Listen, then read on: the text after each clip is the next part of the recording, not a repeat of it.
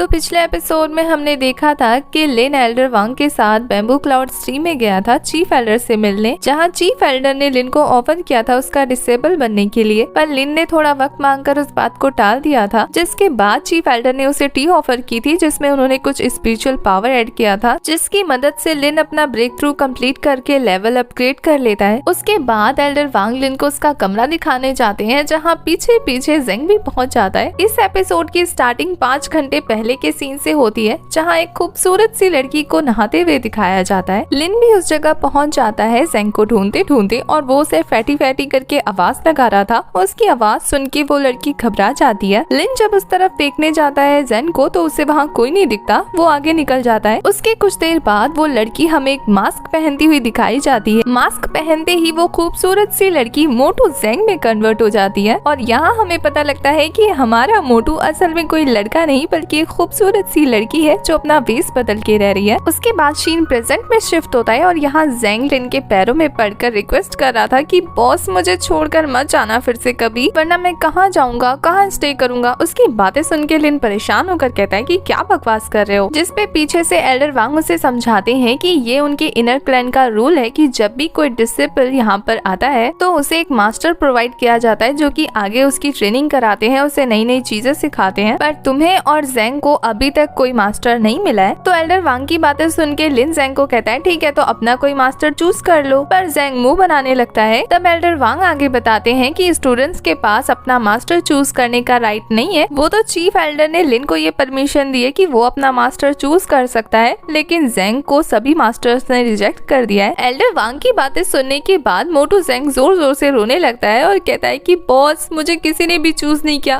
क्या उन्हें real talent की कदर नहीं है? अब तो मेरे पास बस आप ही बचे हैं, आपका ही सहारा है, अब आप मुझे छोड़ के मत जाना। उसकी बातें सुनने के बाद लिन उसे रिलैक्स करता है, अपने कमरे में जाकर आराम करने को बोलता है कि इस मसले का हल हम बाद में निकाल लेंगे। जेंग को वहाँ से भेजने के बाद लिन फटाफट वाइट को आवाज मारकर बाहर निकालता है। वाइट जनाब तो आते ही सबसे पहले स्पिरिट स्टोन की डिमांड करते हैं, जिसे लिन खुशी खुशी पूरा करके कहता है इसको फुल चार्ज कर दो। ये बात सुनने के बाद तो वाइट खुशी खुशी स्पिरिट स्टोन को निकल जाता है। लिन उसके बाद अपना स्टेटस चेक करने के लिए पैनल मांगता है, जिसे वाइट दिखाता है। लिन देखता है कि वो ऑलरेडी काफी फुल चार्ज हो चुका है और उसका अमाउंट काफी ज्यादा है। ये देखने के बाद लिन गुस्से में चिल्लाते हुए कहता है कि ये इतना ज्यादा अमाउंट क्यों पे कर दिया? वाइट भी कहाँ कम था, कहता है आपने ही तो कहा था कि फुल रिचार्ज कर दो। अब फुल रिचार्ज करने के लिए जो फिक्स अमाउंट चाहिए था, उसके लिए मुझे वो बॉडीज को स्पिरिचुअल स्टोन में कन्वर्ट करना पड़ा, जो चीप स्पेस में पड़ी हुई थी। ये सुनने के बाद तो लिन को इतना बड़ा झटका लगता है कि इस मेढक ने उसकी बची कुची पूंजी भी लूट ली। वाइट कहता है कि सारा अमाउंट जोड़कर अब आप फुल रिचार्ज हो चुके हैं। इधर लिन को इतना गुस्सा आ रहा होता है, उसका मन करता है कि वाइट का मुंह तोड़ दे। वाइट लिन को शांत करते हुए एक फल निकाल कर दिखाता है और कहता है कि तुम्हें ये फ्रूट मिल रहा है रिवॉर्ड के तौर पे, जिसकी हेल्प से तुम अपने डेंडियन की पावर को 5 गुना ज्यादा बढ़ा सकते हो। उसके बाद हमें नेक्स्ट सीन में लिन और जियून को कहीं भागते हुए दिखाया जाता है। वो माउंटेन की चोटी पर चढ़ने की कोशिश कर रहे थे। यहाँ लिन मेढक को गालियाँ देते हुए पास्ट की बात याद करने लगता है कि मेढक ने उसे कहा था कि इस फ्रूट को खाने के लिए तुम्हें सबसे पहले ड्रैगन जिंजर पिल को बनाकर खाना होगा, और ये पिल बनाने के लिए तुम्हें 2 इंग्रेडिएंट की जरूरत पड़ेगी। पहला तो ड्रैगन ब्लड की और दूसरा स्पिरिट जिंजर की, जो कि तुम्हारे मेरिडियंस को प्रोटेक्ट करेगी खाने के बाद, ताकि तुम जब ये फल खाओ तो तुम फट ना जाओ। प्रेजेंट में भागते हुए लिन सोच रहा होता है कि इस मेढक की हिम्मत की तो दाद देनी पड़ेगी। एक तो मेरे सारे के सारे स्पिरिट स्टोन ले लिए, और उसके बाद मुझे एक सड़ा सा फल दिखाते हुए कह रहा है कि ये फल खाने के लिए मुझे ड्रैगन ब्लड और स्पिरिट जिंजर लाना होगा। इसको तो मैं बाद में बताऊंगा, ये धीरे धीरे बहुत लालची होता जा रहा है। वैसे यहाँ लिन का तो पता लगता है कि वो माउंटेन में क्या करने जा रहा है, लेकिन जियून का अभी भी पता नहीं लगा था। वो दोनों कुछ देर बाद माउंटेन की चोटी पर पहुंच जाते हैं, जहाँ पहुंचकर जियून लिन से कहता है कि तुम मुझे यहाँ क्यों लेकर आए हो? जिस पे लिन बताता है कि मुझे एल्डर वांग ने कहा था कि यहाँ पर अर्थ ड्रैगन मिलेगा, तो मुझे उस अर्थ ड्रैगन के ब्लड की जरूरत है। इस बात को सुनकर जियून कहता है तो तुम मुझे यहाँ क्यों लेकर आए हो? मैं तो बस चिकन डिलीवर करने लाया था ना। उसके बाद वो लिन को उसका खाना पकड़ा देता है। लिन खाना लेने के बाद उससे पूछता है कि क्या तुम किचन में काम करते हो?